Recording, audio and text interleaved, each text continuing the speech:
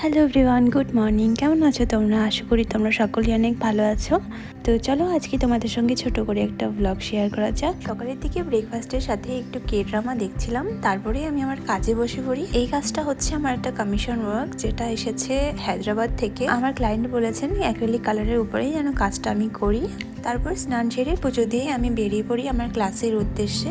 আজকে সারাদিনে আমার একটাই ক্লাস রয়েছে, এই তো দুপুরের দিকে। তারপর আমি সারাদিনই ফ্রি, আর ফ্রি বলেই কিন্তু আমি আজকের এই ব্লগটা বানাচ্ছি। তারপর তো বাড়ি এসে খাওয়া দাওয়া করে আমার ভাইকে রেডি করে দিচ্ছিলাম, ও নাকি একটু ভিডিও শ্যুট করতে যাবে।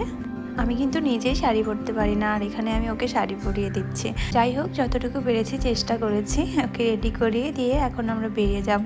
এখন বাজে 3টের মতো। এত রোদ, প্রচুর রোদ ছিল আজকে।